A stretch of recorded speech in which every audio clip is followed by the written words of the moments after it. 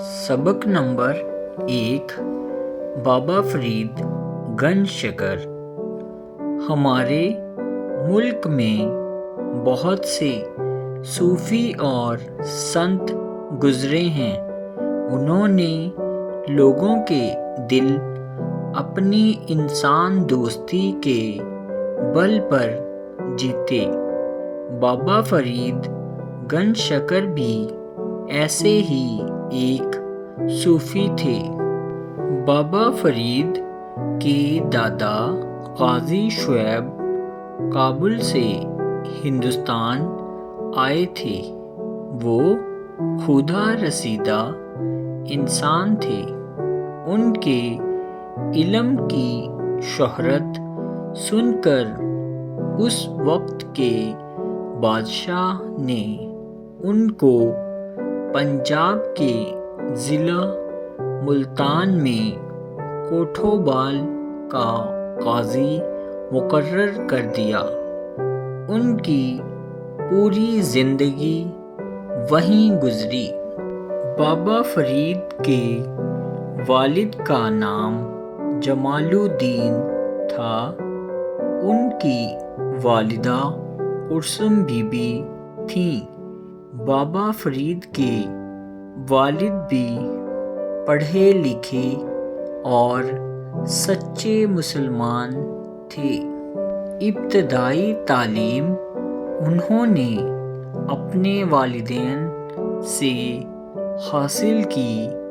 ان کی والدہ ایک صوفی خاتون تھیں۔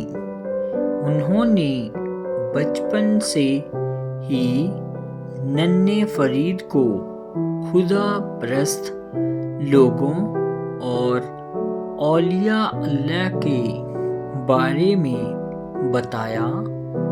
اس لیے لڑکپن سے آپ صوفیوں سے متاثر ہونے لگے۔ نوجوانی میں آپ کی ملاقات حضرت قطب الدین بختیار کاکی سے ہوئی۔ آپ کے دل میں ان کے مرید ہونے کی شدید خواہش پیدا ہوئی۔ اسی لیے آپ دہلی آ کر ان کے ساتھ رہنے لگے۔ حضرت قطب الدین بختیار کاکی نے آپ کو مرید کر لیا اور مزید علم حاصل کرنے کی ہدایت کی۔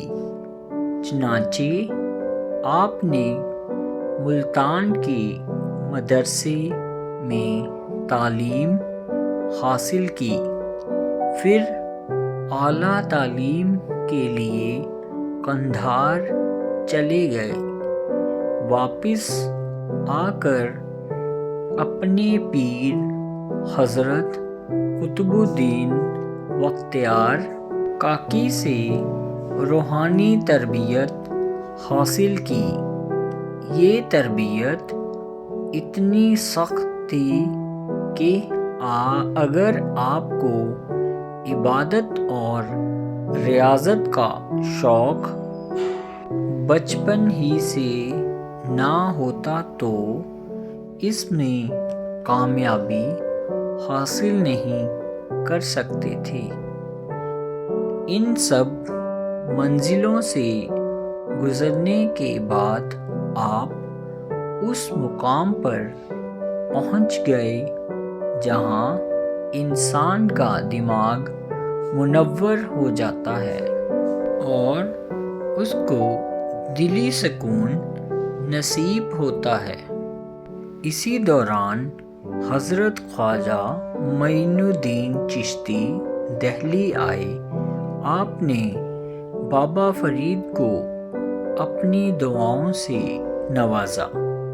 خواجہ صاحب کا قول ہے کہ خدا اپنے اس بندے کو سب سے زیادہ چاہتا ہے جو دریا کی طرح فیاض ہو، جس میں سورج جیسی رحم دلی ہو اور جو زمین کی طرح مہمان نواز ہو۔ بابا فرید میں یہ تینوں خوبیاں تھیں۔ آپ کے نام کے ساتھ گنج شکر شامل ہونے کی مختلف وجہیں بیان کی جاتی ہیں۔ زیادہ تر لوگ کہتے ہیں کہ آپ کی باتوں میں شکر جیسی مٹھاس ہوتی تھی۔ لوگوں کو سن کر بہت مزہ آتا تھا۔ تمام صوفیوں کی طرح حضرت بابا فرید کا بھی یہ وصف تھا کہ وہ ہر مذہب کا یکساں احترام کرتے تھے۔ غریب، امیر، عورت، مرد، کوئی بھی ہو، ان کے گھر اور دل کے دروازے سب کے لیے کھلے تھے۔ بابا فرید اس بات کی سختی سے تاکید کرتے تھے کہ اپنے مذہب کی بڑائی اور دوسرے مذہب کی برائی کرنا سب سے بری بات ہے۔ اس سے میل و محبت کے بجائے نفرت ہوتی ہے۔ سلطان بلبن نے آپ کو کچھ نقد رقم اور 4 گاؤں نذرانے کے طور پر پیش کیے۔ آپ نے ساری رقم ضرورت مندوں میں بانٹ دی اور گاؤں یہ کہہ کر واپس کر دیے کہ اگر میں انہیں قبول کر لوں گا تو جاگیردار بن جاؤں گا، صوفی نہ رہوں گا۔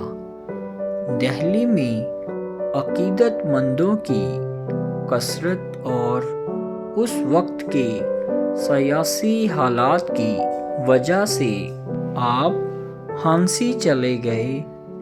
وہاں بھی سکون نہ ملا تو اجھودن آ گئے، جو بعد میں پاک پٹن کے نام سے مشہور ہوا۔ آج یہ پاکستان کے ضلع منٹ گمری میں واقع ہے۔ 12 اکتوبر 1266 میں آپ کا انتقال ہوا۔ آپ کی شخصیت کی 3 نمایاں خصوصیات تھیں: خدا سے محبت کرنا، پاکیزہ خیالات رکھنا، دولت اور آرام سے دور رہنا۔ آپ کہا کرتے تھے کہ انسان کی زندگی بہت مختصر ہے اور اس کو بہت کام کرنے ہیں، اس لیے وقت کی پابندی بہت ضروری ہے۔ وقت سے زیادہ فائدہ اٹھانا چاہیے۔ ان کی خانقاہ میں وقت کی پابندی کا خیال رکھا جاتا تھا۔ بابا فرید شاعر بھی تھے۔ انہوں نے فارسی میں بھی شاعری کی اور پنجابی میں بھی۔ بابا فرید کا شمار پنجابی زبان کے اولین شاعروں میں کیا جاتا ہے۔ آپ کے بہت سے اشعار سکھوں کی مقدس کتاب گرو گرنتھ صاحب میں شامل ہیں۔ آپ کہا کرتے تھے کہ اپنے باطن کو اپنے ظاہر سے بہتر رکھو، ہر وقت کوئی اچھا کام کرنے کی کوشش کرو، اس طرح لڑائی جھگڑا نہ کرو کہ صلح کی گنجائش ہی نہ رہے۔ کسی نے سوال کیا، دنیا میں امیر کون ہے؟ آپ نے جواب دیا، جس میں کنایت ہو۔ آپ کا قول ہے، انسان کو ایک درخت کی طرح ہونا چاہیے کہ کہ لوگ اس کا پھل کھاتے ہیں، اس کو پتھر مارتے ہیں، اس کی ٹہنیاں کاٹ کر لے جاتے ہیں، پھر بھی وہ سب کو پھل دیتا رہتا ہے۔